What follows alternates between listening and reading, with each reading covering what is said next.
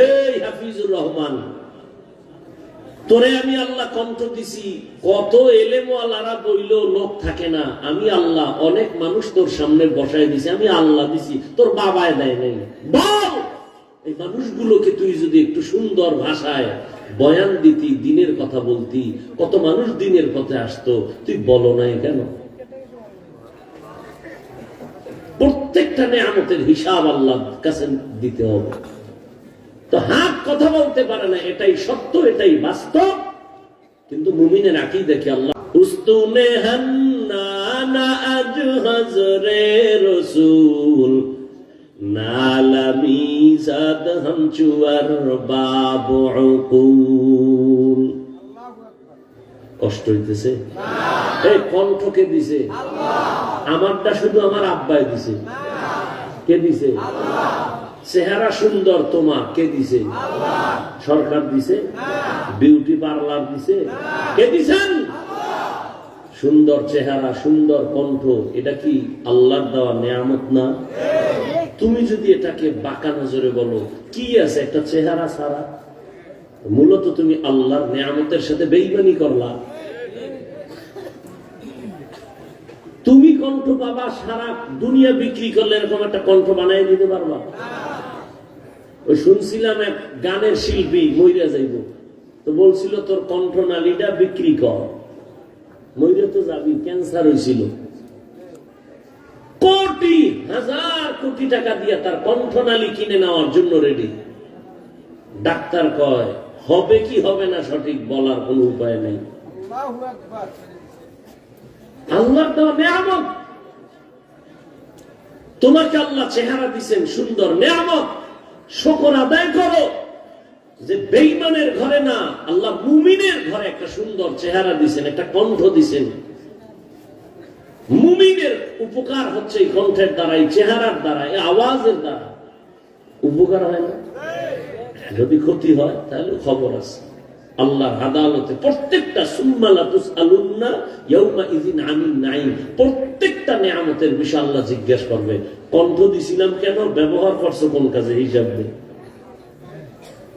এই হাফিজুর রহমান, তোরে আমি আল্লাহ কণ্ঠ দিছি, কত এলেমওয়ালারা বইল লোক থাকে না, আমি আল্লাহ অনেক মানুষ তোর সামনে বসায় দিছি, আমি আল্লাহ দিছি, তোর বাবায় দেয় নাই। বল, এই মানুষগুলোকে তুই যদি একটু সুন্দর ভাষায় বয়ান দিতি, দিনের কথা বলতি, কত মানুষ দিনের পথে আসতো, তুই বলো নাই কেন? প্রত্যেকটা নিয়ামতের হিসাব আল্লাহর কাছে দিতে হবে। তো হাত কথা বলতে পারে না, এটাই সত্য, এটাই বাস্তব। কিন্তু মুমিনের আকীদা দেখে আল্লাহর কুদরতে পারবে। আল্লাহ কোরআনের আয়াত সূরা ইয়াসিন, হাত বলবে আল্লাহ তুমি যেই ডিউটির জন্য দিছিলে ডিউটি করে নেই। চোখ বলবে আল্লাহ যা দেখতে বলছিলে দেখে নাই। মা দেখবে সওয়াব, কোরআন দেখবে সওয়াব, কাবা দেখবে সওয়াব, আলেম দেখবে সওয়াব। না, দরজা জানালা আটকাইয়া সারা রাত মোবাইলে কবিরা গুনাহ, কবিরা গুনাহ, কবিরা গুনাহ দেখেছে। ও মুসলমান, এই কথাগুলো যদি হিন্দুদেরও বুঝাইতাম, ওরা 6 মাসে বয়ান শুনা ইনশাআল্লাহ আল্লাহর উপরে ভরসা করে বলি, ওরা সব মদিনার পাগল হয়ে যায়। তোমার সমস্যাটা কোথায়? তাবলীগওয়ালারা পাও ধরে বুঝায়, পীর সাহেবরা বুঝায়, আমরা বুঝাই। তুমি মুসলমান, আমিও মুসলমান। তোমার আল্লাহ আমার আল্লাহ দুই না এক? নবী, কোরআন, কাবা, ধর্ম, কালেমা, বিদায় বেলা কাফন 3টা, তাও কালার। আমি তো হুজুর গো কালার আলাদা, সব এক। আমি বক্তার সম্মান একটা কাফন বাড়াবে, গরিব রিক্সা ড্রাইভার মরে গেলে একটা কাফন কম হবে? কাফনের উপরে লেখা থাকবে বড় হুজুরের লাশ? কবরের সাইজ না এই এলাকার কবর এক হাত বড়, কবরের সাইজ প্রশ্ন 3টা, তাও রবের পরিচয় দাও, ধর্মের পরিচয় দাও, রাহমাতুল লিল আলামিনের পরিচয় দাও। তোমার আমার আল্লাহ এক, নবী এক, কোরআন এক, কাবা এক, ধর্ম এক। আমি টুপি পরি, তুমি পড়তে চাও না। আমি টুপি ছাড়তে চাই না, তুমি টুপি দিতে চাও না। তুমি কোন জগতের ভিআইপি মুসলমান? আমি দাড়ি কাটতে চাই না, কাটলে লজ্জা পাই, তুমি রাখতে লজ্জা পাও, তুমি কোন জগতের ভিআইপি মুসলমান? আমি নামাজ ছাড়তে লজ্জা পাই, তুমি নামাজ পড়তে লজ্জা পাও, কোন লাইনের মুসলমান? আমি মসজিদে না ঢুকলে লজ্জা পাই, তুমি ঢুকতে গেলে লজ্জা পাও, তুমি কেমন মুসলমান? আবার সাফাবাজি করো, নামাজ না পড়লে কি হইব? দিল পরিষ্কার। তোমার মরণের ভয় নাই। আজকে তুমি ডাইনে বামে দেখো, অনেক অনেক অনেক অনেক অভাব নাই। কই এরম ভাবনা তো অনেকে ভাবছিল, কই এরা 10 তলা বিল্ডিং আছে, মালিক নাই, কই কা সুন্দর মনে ঘুমায় নাই। কই গেল ফেরাউন? কই গেল নমরুদ? কই গেল সাদ্দাত? কই গেল হামান? কই গেল গাদ্দাফি? কই গেল আমেরিকার ডব্লিউ বুশ? কই গেল সাদ্দাম? কই গেল? আজ এখানে বসে বয়ান শুনতেছো, আগামী বছর এখানে ওয়াজ হবে। গত বছরও হয়েছিল, আমার দেশ সিলাইতে পারিনি। 2 বারি লাখ জো আমাল হে সারা,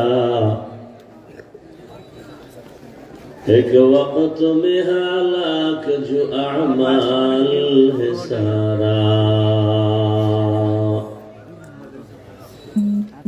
দিতে পারো না দিবা?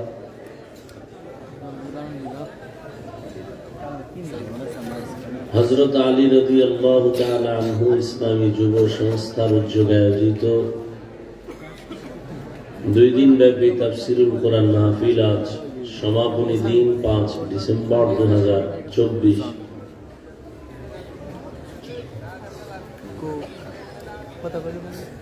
মহতি এই মাহফিলে উপস্থিত মুহতারাম সম্মানিত সভাপতি হযরত উলামায়ে কেরাম, অত্র অঞ্চলের বিভিন্ন স্থান থেকে আগত আল্লাহ পাকের আশিকিন, জাকিরিন, শাকিরিন, মুহিব্বিন, মুরব্বিয়ান আযম, কালিজার টুকরা আমার সমবয়সী যুবক বন্ধুগণ, স্নেহের ছোট ভাই, পর্দার আড়ালে মাইকের আওয়াজ শ্রবণরতা সম্মানিত মা ও বোনেরা, আল্লাহ পাকের দরবারে শুকর যে আল্লাহ আমাদেরকে সুস্থ রেখেছেন এবং পৃথিবীর শ্রেষ্ঠ মজলিস, উলামায়ে আহলে হকের মজলিস, গুনাহ মাফের মজলিস, বরকতিয়ে মজলিসে আমাদেরকে আল্লাহ কবুল করেছেন, হাজির হওয়ার তৌফিক দিয়েছেন। শুকর আদায়ার্থে ইমানের আওয়াজকে উঁচু করে এক আওয়াজে উচ্চ কণ্ঠে দিল থেকে জবান খুলে মহব্বতে করি আলহামদুলিল্লাহ।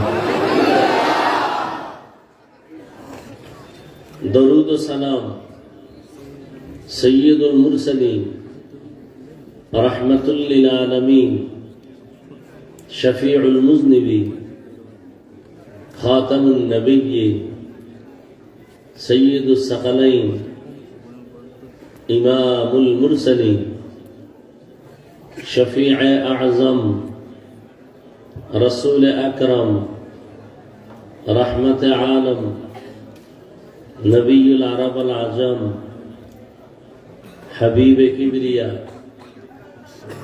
আশরাফুল আম্বিয়া, শফিয়ে মাহশর, সাকিয়ে কৌসর,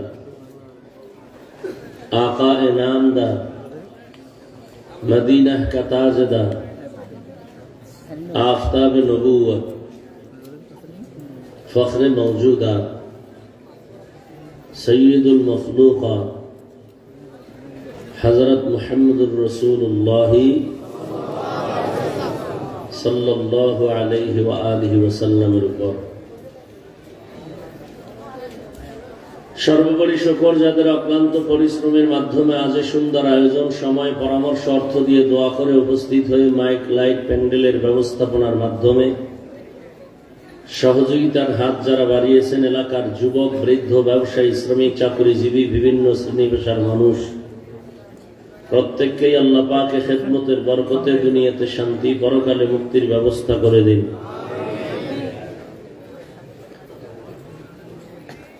গতকাল এবং আজ হযরত উলামায়ে কেরাম কোরআন সুন্নাহ ভিত্তিক দিক নির্দেশনামূলক আলোচনা রেখেছেন। উলামায়ে কেরামের কথা সবাইকে সহিহ তরিকায় আমল করার তৌফিক দান করেন।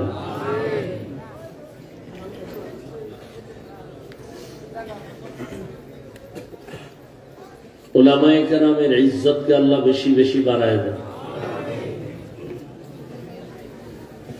উলামায়ে কেরামের সম্মান বাড়লে আপনাদের কিছুটা সমস্যা হওয়ার ভয় আছে। তো দোয়ার ভাগ আওয়াজ কম দিলেন, অনেকে করলেন না, আমিন বললেন না। আবার বলছি, আল্লাহ উলামায়ে কেরামের ইজ্জতকে বেশি বেশি বাড়ায় দেন।